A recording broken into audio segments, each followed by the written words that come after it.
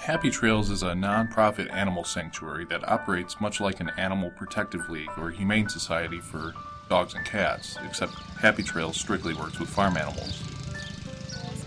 My husband and I actually started Happy Trails by accident. I don't know if you've heard this story before or not, but we moved out here simply because I wanted to have a horse, and we wanted to move out to the country. And they always say be careful of what you wish for, because, you know, like almost 400 horses later. But I did get my own horse, and that's kind of how we started things, very gradually.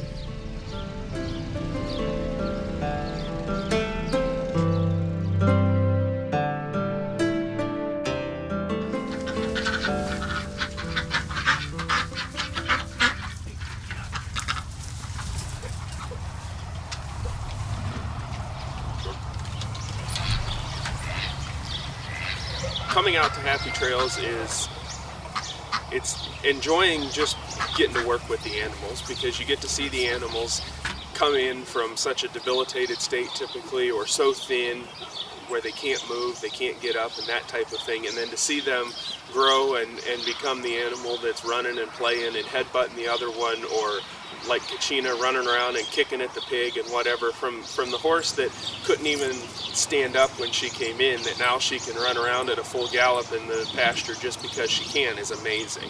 And seeing the goat like Odessa that came in and was so scared and in so much pain she didn't want to be caught because her eye was hurting so bad. Now we use her for our farm animal visitation program and actually take her to nursing homes and schools and let people pet and play with her because she's so friendly. And it's enjoying to see that aspect, and most people that just see the news stories and just read our newsletters don't get the full aspect of what we actually do and the complete behind the scenes story of the animals' lives and their individual stories.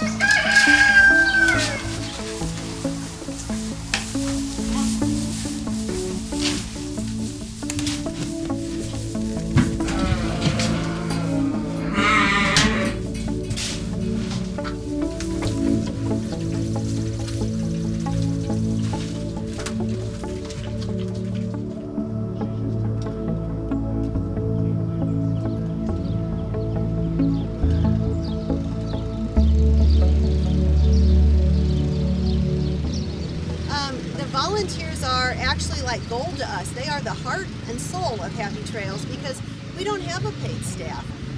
We don't get enough funding coming in to actually pay a staff, and it's very difficult to get grants for farm animal projects and for farm animal rescue.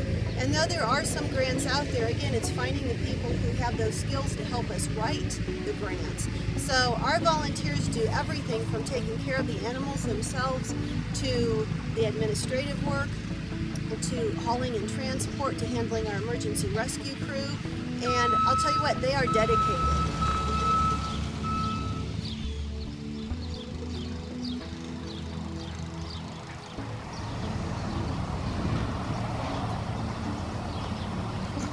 Buckeye was removed on November 27th, 2009 from Braceville Township in Trumbull County. He was a 5-year-old standard bred or thoroughbred cross gelding. He came in at about 750 pounds, which is about 300 to 400 pounds underweight of what he should have been, and he had a severely swollen front right ankle. In examination at Ohio State, it was determined that it was infected, and because it was infected, it was trying to naturally fuse the joint, but because it's a highly mobile joint, much like our wrist, it couldn't fuse on its own. So they were actually able to cut the joint open and clean up the joint and then cast it and allow the body to naturally fuse the joint. So he is now back here at Happy Trails without his cast on and is slowly gaining strength on that leg, and every day seems to walk more and more. He's also still building up weight. He does still look thin, but the weight is trying to be kept on him slowly so that he doesn't get too big too fast for that leg.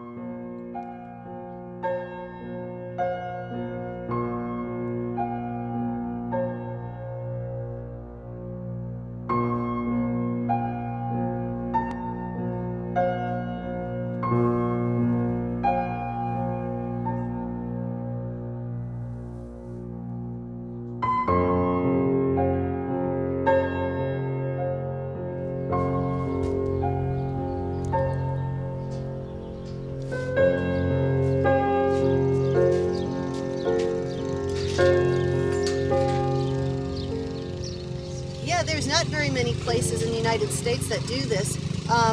There's a few very large sanctuaries, and they're mentors for us, which we love them to death. They give us advice and guidance and mentoring and encouragement as we need it. There's Farm Sanctuary in New York, and there's Best Friends out in Utah. And our goal is to be like them for Ohio. And the reason that it's so important is because Ohio really is a big agricultural state. And a lot of the farming that goes on does involve animals and food production. And again, it's just, we need to create an awareness within our state. One of the reasons is we have some of the worst laws in the country. Ohio's animal cruelty laws are actually towards the bottom of the barrel of all 50 states of our laws that protect any of our animals, let alone the farm animals. And my background training is also as a humane officer.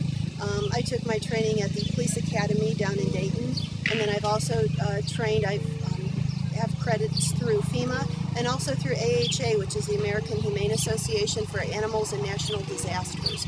So we have tried to become as knowledgeable as we possibly can about the animals that we work with.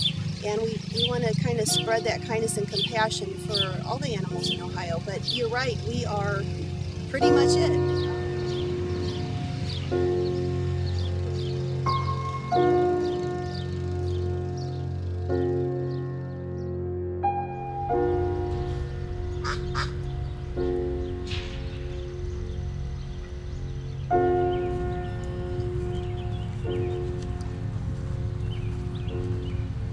We go through about $300 worth of grain a week.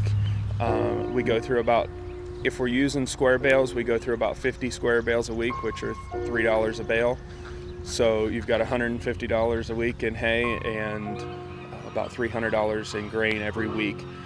Plus bedding. If we're using straw for bedding, that's $3.25 a bale, and we go through about 15 to 20 bales a week. And if we're using the pelleted bedding, that's a little less, but it still can be costly. If we're using round bales, they're about $30 a piece, and we go through, for the big groups of horses that are out back, we go through about 3 to 4 of those a week. Well, basically, when we first started out, our mission, I think, has changed a little bit. When we first started out, our goal was pretty simple and very humble, and is simply to support the humane societies and animal protective leagues of Ohio to take in these abused farm animals that are suffering from neglect or abandonment, and then rehabilitate them and find them homes. But we realized that that's just the surface of the problem, and there's so much education that needs done with people on how to properly care for farm animals. And also we've expanded into some outreach programs where we try to create an awareness basically in our Ohio communities of the abuse that goes on in the farming industry. And we try to teach compassion from an early age on up, and try to reach out to kids in schools and teach them what it's like to be kind to animals and be aware of what the animals go through.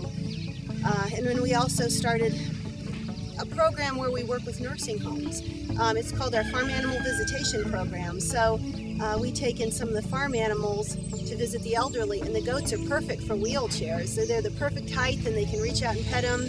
Or we'll hold the ducks or the chickens, and we'll go to each wheelchair and a person sitting in there, and they can reach out and pet the feathers. And it's really good because a lot of the elderly reminisce about, you know, good times or when they were growing up. And so the animals kind of give back. So we have a lot of different programs going on. So our mission has grown. I mean, it's grown from let's simply rehabilitate this poor abused animal to let's teach people not to abuse them in the first place. And let's teach people and the children to be aware of the animal abuse that's in the community.